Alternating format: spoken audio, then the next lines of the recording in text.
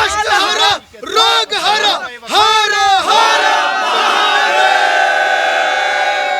एक तो भ्रम जो था, एक जो समस्या थी वो खत्म हो गई जब 370 हटा। 370 हटने के बाद एक आप देख रहे हैं एक स्वतंत्र हवा में हम लोग सांस ले रहे हैं। वंदे मातरम, वंदे मातरम, भारत माता की जय, भारत माता की जय। जब अगली बार यात्रा हो, जो हमने कहा कि हम लोग ट्रेन भर के आएंगे कभी, तो हो सकता है कि और भी लोग मुस्लिम समाज से, हिंदू समाज से आएं और जुड़े और इस कार्यक्रम में आएं। राम से बड़ा कोई सत्य नहीं है, तो अगर राम के मंदिर के निर्माण के बाद वहाँ वो जा रहे हैं तो इससे बड़ा कोई सत्य नहीं है, तो किसी भी व्यक्ति का वहाँ स्वागत है। हम तो कहेंगे कि मुस्लिम समाज के लोग भी अगर आना चाहते हैं तो आएँ, नहीं आ सकते उद्घाटन में तो उद्घाटन के बाद आएँ, पूजन करें, समझे सनातन को और श्री राम को समझे और प्रेम करें। जो पीओके है वो भी भारत का हिस्सा बने और भारत में मिले और वहाँ भी विकास हो। जो विकास की धारा जम्मू कश्मीर में दिख रही है वो पीओके में ही जाए। जो यहाँ के लोग जो नहीं देख पाए थे कई सालों में, जो शांति, जो समृद्धि, जो विकास, वो उनको भी देखने का सौभाग्य प्राप्त हो। जय बिहार, जय चंपारण, जय बिहार, जय चंपारण।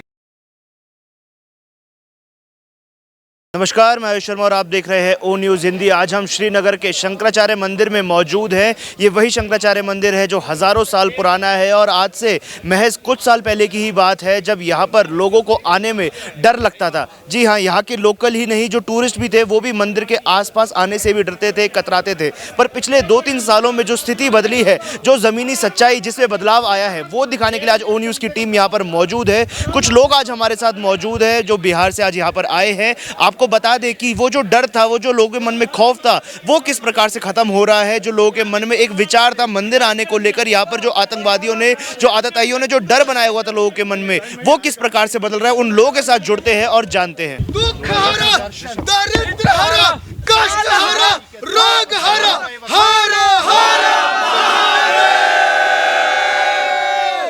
भारत माता की जय, भारत माता की जय। वंदे मातरम, वंदे मातरम, जय बिहार, जय चंपारण, जय बिहार, जय चंपारण। इस देश में जो स्थिति थी या जो भ्रम था और जो परिस्थितियां बनी थी कुछ सालों में, कुछ वर्षों में, कुछ वो बदल गई।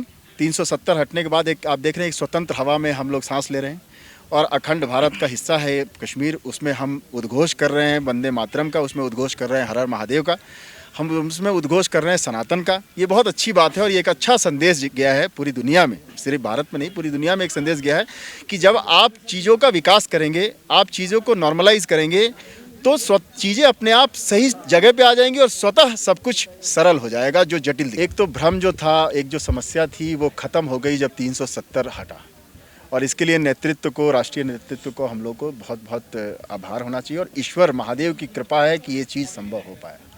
रही बात कि आप देख रहे हैं कि कितने स्वतंत्र विचार जो हो और स्वतंत्र हवा में हम अपनी बातों को अपने ढंग से रख रहे हैं और मेरा ये मानना है कि अगर ये प्रक्रिया चलती रही तो विकास के पटरी भी तेज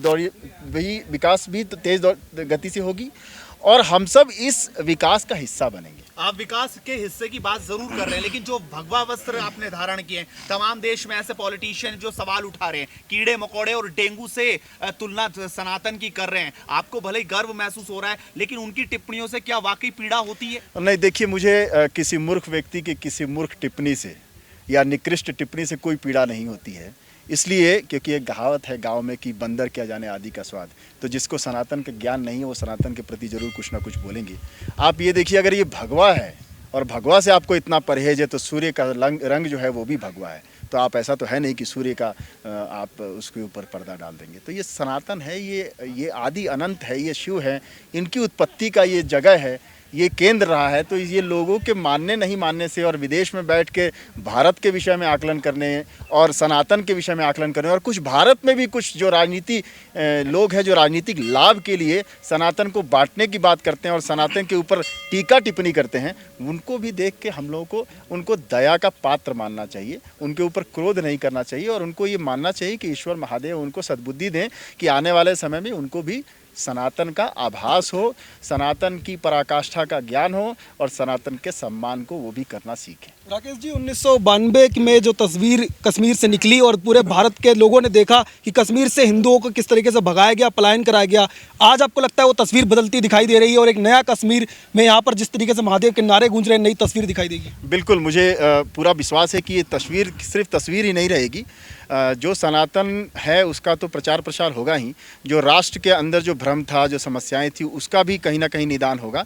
और 92 की बात कुछ और थी और 2003, 2004, 2024, 2025 की बात कुछ और है। और ये कहेंगे कि आज जो 2023 चल रहा है उसमें तो चीज़ें बिल्कुल ही बदल गई हैं और लोग जागरूक हो गए हैं। और पूरी दुनिया में जो ये संदेश था कि कश्मीर जो है बड़ा अस्थिर स्थिति में है, वहाँ सामंजस्य नहीं है, मुझे लगता है यहाँ सारे धर्म के लोग खुश हैं। और सनातन तो हमेशा से खुशियों का धर्म रहा है, तो यहाँ खुशी ही खुशी है। 370 जब हटने की बात लगातार चल रही तो महबूबा मुफ्ती का वो बयान भी आपको याद होगा कि आग लग जाएगी।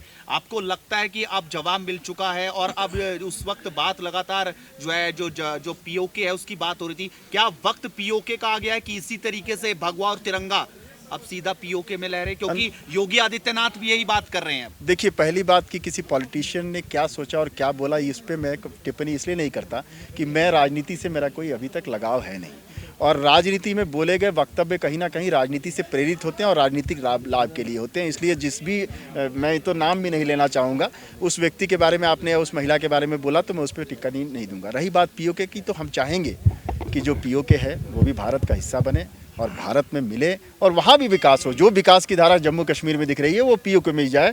और ये सब कुछ जो यहाँ के लोग जो नहीं देख पाए थे कई सालों में, जो शांति, जो समृद्धि, जो विकास, वो उनको भी देखने का सौभाग्य प्राप्त हो। महादेव उनको सद्बुद्धि दे। राकेश जी, कई लोग ये कहते हैं कि ये जो कश्मीर है यहाँ पर इस्लाम की आबादी ज़्यादा है, इस्लामिक आबादी ज़्यादा है और प्यार मोहब्बत से रहने वाले लोग हैं। इस घाटी में आप भगवा पहन करके आए, कई लोग आपके ऊपर भी आरोप लगाने का माहौल ख़राब करना चाह रहे हैं आप। नहीं, देखिए ऐसा है कि अगर जिसको धर्म का ज्ञान है, अब कोई हरा झंडा लेके चले तो मुझे कोई समस्या नहीं है, तो मेरे भगवा वस्त्र पर किसी को क्यों समस्या होगी।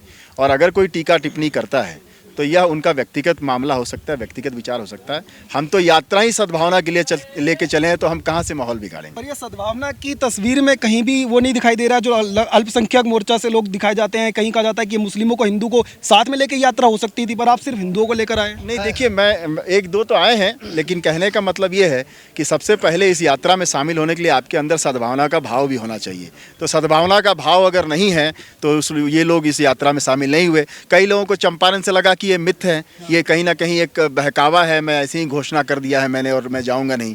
तो अब हो सकता है कि जब अगली बार यात्रा हो, जो हमने कहा कि हम लोग ट्रेन भर के आएंगे कभी, तब हो सकता है कि और भी लोग मुस्लिम समाज से, हिंदू समाज से आएँ और जुड़ें और इस कार्यक्रम में आएं। शंकराचार्य जी का मंदिर ही क्यों आपने चुना कि सबसे पहले शुरुआत यहाँ से होनी चाहिए? सनातन को पूरे भारत में आप देखेंगे कि कश्मीर से कन्याकुमारी तक अगर बढ़ाया है तो शंकराचार्य जी ने बढ़ाया है और यहीं से इसकी शुरुआत की उन्होंने। आप देखेंगे आगे जाएंगे तो शंकराचार्य मंदिर के बगल में वो स्थान है जहाँ पे उन्होंने तपस्या की थी, तो इससे अच्छी जगह और कहाँ मिलेगी।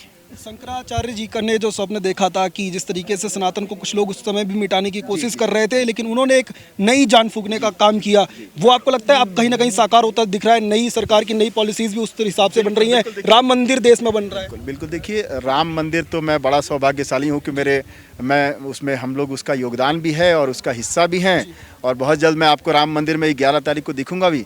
ये तो भाव विह्वल होने वाला क्षण है कि जो इस भारत का राजा था, जो इस संसार के राजा थे, उनके पास अपना आवास नहीं था।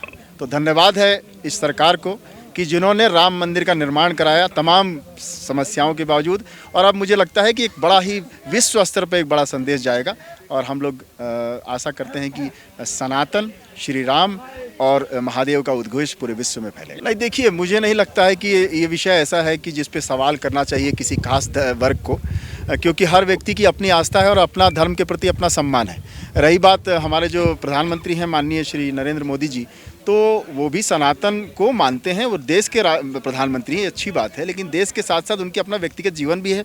और सच पूछे तो अगर वो नहीं आते तो शायद राम मंदिर नहीं बनता। ये अतिशयोक्ति नहीं मैं बोल रहा हूँ, क्योंकि उतनी दृढ़ इच्छा शक्ति किसी में थी नहीं, उतना संकल्प नहीं। सिर्फ चित्त में विचार करने से और बातों को बोलने से तो पूरा होता नहीं। तो देश के प्रधानमंत्री हैं, देश तो सेकुलर है, तो सेकुलर तस्वीर दिखनी चाहिए। आप किसी धार्मिक कार्यक्रम में क्यों जाएं? नहीं, देखिए, वो देश के प्रधानमंत्री हैं, बिल्कुल सही है, और देश में हिंदुओं की बहुलता ये भी सत्य है। और राम जो है, राम से बड़ा कोई सत्य नहीं है। तो अगर राम के मंदिर के निर्माण के बाद वहाँ वो जा रहे हैं तो इससे बड़ा कोई सत्य नहीं है। तो किसी भी व्यक्ति का वहाँ स्वागत है। हम तो कहेंगे कि मुस्लिम समाज के लोग भी अगर आना चाहते हैं तो आएँ, नहीं आ सकते उद्घाटन में तो उद्घाटन के बाद आएँ, पूजन करें, समझे सनातन को और श्री राम को समझें और प्रेम करें।